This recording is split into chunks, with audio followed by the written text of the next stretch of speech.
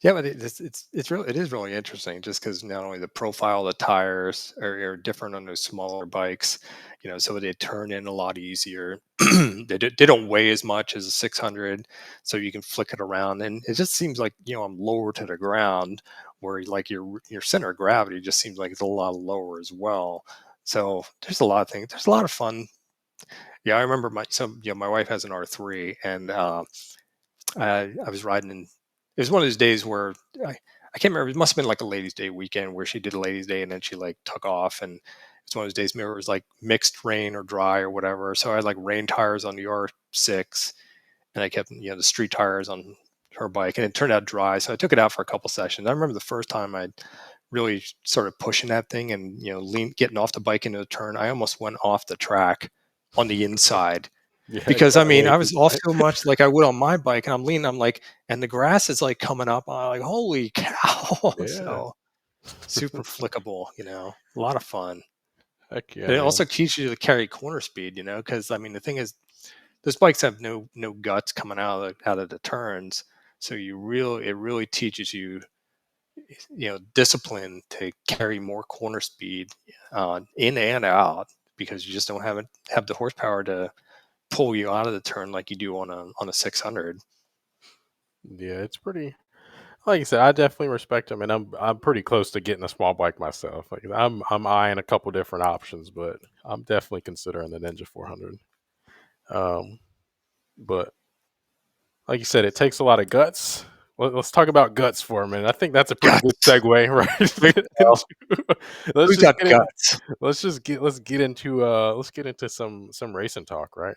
Yes, sir. So guts. If you had to think about a world superbike rider that had the biggest guts, right? The most guts, just the biggest balls all around, just kind of came in and did his thing for 6 seasons, If you had to think of a guy who came in and won 6 championships back to back, back to Consecutive. back That's to right. back, right? 120 wins in World Superbike, 265 podiums, 100 poles, 454 race starts.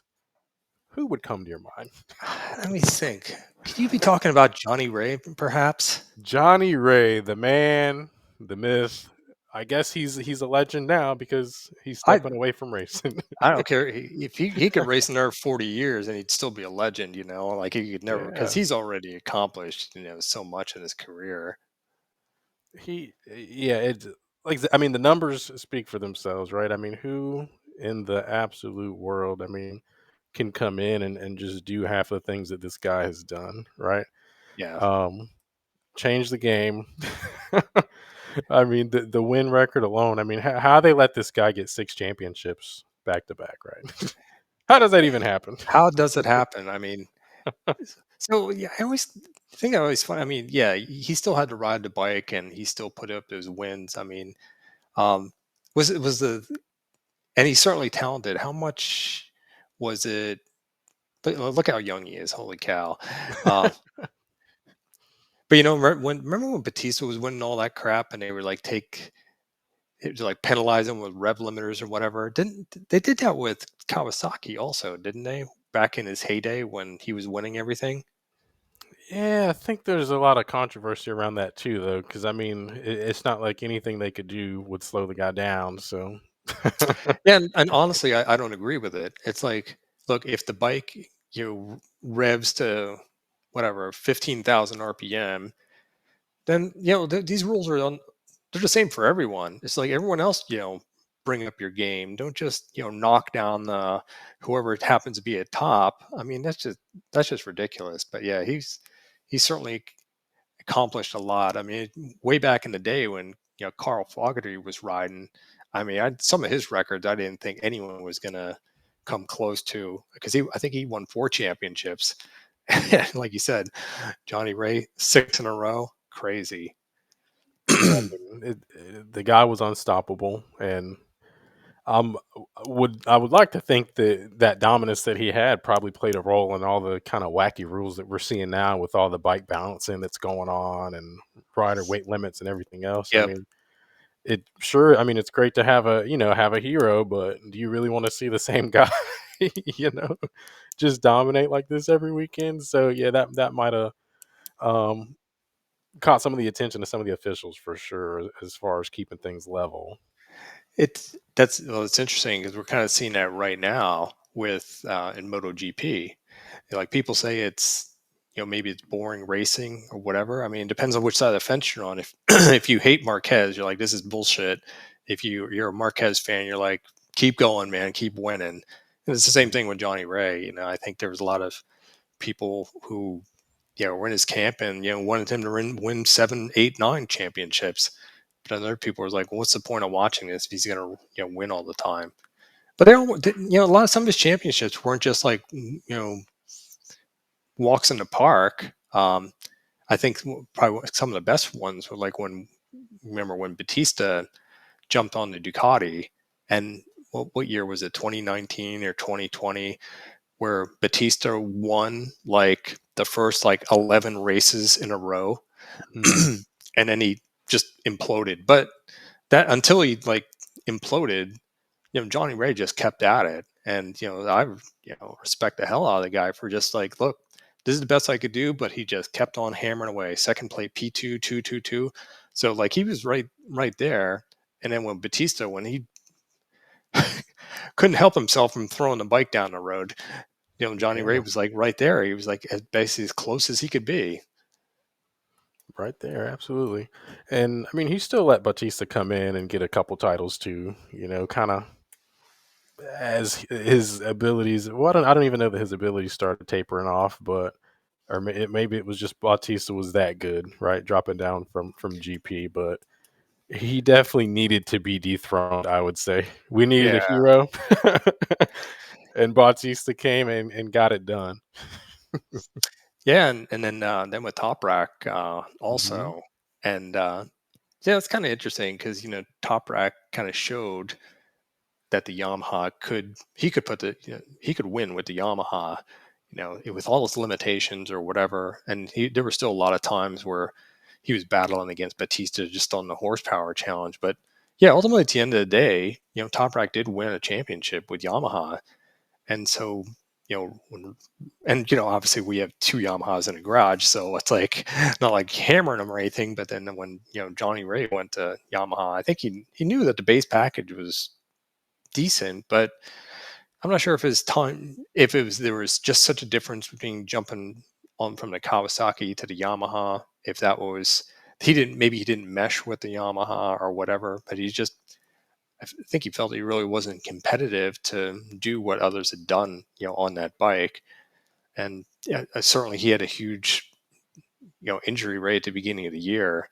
I think a lot of the writing was on the wall with him that like, what am I getting out of this? It's like, Yeah, and he knew going into it. I mean, listening to the interviews and stuff too, he knew that it was going to be a challenge going to Yamaha, and that was a big reason why he did it. Like he was trying to reignite that fire, pretty much, right? He was trying to push himself, new manufacturer, new riding style, and just from what he was saying, it looked like he thought that he could get it done. I mean, he certainly expected to do better than what he's doing now, yeah, but like you said, there was an obvious difference with the Yamaha. There was an obvious reason why Toprak left the team. I mean, it was the bike was not on the same level as the Ducati. Not well, I would say not close as Toprak was riding it. And I'm talking about a couple years ago, the iteration of the Yamaha, but um, it was only that fast with Toprak on it, but it was definitely not on the same level as Ducati. The BMW was good. It was unproven at the time, but still, you could see that there was a lot of potential with the BMW with the motor, and Toprak's proven that now. But yeah, I understand that he was looking for a challenge, Johnny Ray getting on the Yamaha, but you just had to have known how big of an order that was going to be if Toprak could not make that bike, you know, beat the Ducatis. right. I mean, yeah, it's like what you gotta wonder what's in Yamaha. I mean, how committed are they really to racing? I mean, I mean, the R1 you can't even get that anymore, right? In the show, is it like the race only edition now? You can only get in the showroom floors, like so. To stop making that, they cut out the R6, which was a huge money maker. Of course, they do have the R9, which is a nice compromise. The R3, they should have updated that thing at least 5 years ago. I mean, look at all those Ninja 400s you were talking about. Half of those could have been, Yamaha R4s if they Yeah. had just stroked the thing out or whatever, boarded out to a 400. So it's like, what are you doing, man? It's like the market is there. It's like, how committed are they to use? It gives the impression that they're not, fully committed to racing. I'm sure they are, but I mean, it's just Hmm. with what you see. It's like just something just don't add up. It's just they have that dedication to the inline-four for whatever reason. They're just and I know now they're gonna get away from it in MotoGP, but in World Yeah, Superbike for that production bike, they're just stuck on that V4 with the crossplane, or not V4, but the inline-four crossplane motor in the R1s, and it the power plant is just it's outdated at this point. it is now. It's It was stated. outdated. It was state of the art. Whatever, 15 years ago, right when that came Yeah, out. it absolutely was. I mean, even I was just watching a video the other day. I went down a nerdy engine rabbit hole where it was talking about the fire and order of the crossplane and how it sort of counteracts. It does something weird with not a what is it? Not the G forces, but sort of like the Well, the inertia that the bike has when it's cornering and the movements in the motor. It counteracts it and makes the bike handle better and corner better and all that Yeah, stuff. yeah. To poorly explain it. No, it's But I think it's the way to the counter shafts on the crankshaft actually. So like at every revolution, instead of the two counterweights being up and two down, and they're just going in parallel. I think the thing with the cross plane, and I could be wrong. The thing with the cross plane crank is I think that every one of those counterweights is always like 90 degrees away from each other, so that the secondary balance of the motor is always better. So it kind of messes up the firing order is kind of weird. That's which is why the bike sounds weird instead of just like two firing, or the normal inline four has a very unique or very even firing order, and the cross plane crank has a slightly different firing order, which is why it sounds like it does. But I think it has more to do with the counter shaft, the balancing, the weights on the crankshaft, I believe. So yeah, it balances the bike. But yeah, like I said at the time, crazy tech. But obviously, right. there's something special in that V4, and even BMW. I mean, the Germans know how to make motors. That Yeah, power, they do. The S1000 has always been a crazy inline four motor. Don't know what kind of science they have going on in there, but it's a freak of a motor. But Yamaha, I mean, they gotta catch up. They And I do.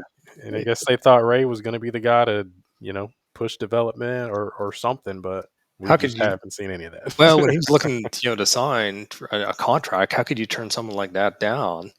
But it just didn't work out. Maybe again, maybe the his riding style on the bike just didn't mesh. I mean, Mhm. look at like when Zarco went to KTM, and he was there for like half a season, right? And then he said, "This just ain't for me." And Yeah. you would think that'd be the kiss of death for someone's career, but look, he's still in MotoGP, and he's found like his well, he spent all that time with Ducati, and now he's on Yamaha. So I mean, sometimes it just people, bikes and riders just don't mesh. Yeah. And thinking about so kind of to switch gears a little bit too, to talk about his rival, one of my favorite guys, Top Rack. Um, I think we can say that right now, like Johnny Ray is the best world superbike rider, pretty much. Would you say of all time? I think, yeah, absolutely. I think with all that he has accomplished in World Superbike, that's absolutely true. Are there actually are there actually people who were in World Superbike who are actually better than him? Typically, if they were, they've moved on to MotoGP. So, I mean, Top Rack, we kind of had this talk. Top Rack could probably stay in World Superbike, and he may, if he stayed in World Superbike, um, he may crank out another two or three, world championships, and then he's starting to kind of creep up on what Johnny Ray's done. But and who's to blame him? He has that opportunity to go to MotoGP. Yeah, hell, take it. Why not? Those things, they don't come. Those chances don't come along, too often. Yeah, and see, and that's what I was getting at right there. So we have Johnny Ray, the greatest road superbike rider thus far, the GOAT, and we didn't see this guy do a proper stint on a MotoGP bike. But people will, say, well, he didn't want to, or he couldn't get a package, or this and that. Top Rack is going, and he's not, anywhere near the accolades, I guess, in World Superbike that Johnny Ray has. He hadn't been Right. there long enough to achieve those accolades. He's going to MotoGP. He's going to be on a satellite team, but he's going to be on a factory bike. You going to tell me Johnny Ray, 6-time world champ in a row, destroying everyone, he couldn't get a ride in MotoGP if he truly didn't want one? Come on. Yeah. Did he? That's a question. Did he not want one, or it's just like he had offers and it just didn't. I mean, he had an offer with like Promac, didn't he? Like this, we're really dialing back to years. I think this is like way back in the Scott Redding on, probably before the Scott Redding on Pramac kind of Ducati days. Sheesh. That I thought there was, he did have an opportunity, but like at that time, the Ducati was just you know non-competitive, and who'd blame him there? Now of course you can make the same argument with Top Rack that he's probably going to a bike which is right now very not very competitive. Um, but shit, I mean that could just open the door. He's just getting his foot in the door, even if it's a complete mess. There's always people coming and going, with different teams. So we'll see what happens. But yeah, that's always the question. But what would have Johnny Ray have done in MotoGP if he kind of after like the third championship, he's like, okay, if you want a new challenge, yeah, go to MotoGP. Um, And that's it. And now we'll never know we'll never because know. this guy, man, he didn't make it happen at the end of the day. I mean, he didn't make it happen. If this guy wanted a ride, he could get a ride somewhere. He can make it happen somewhere. They'd love to have him.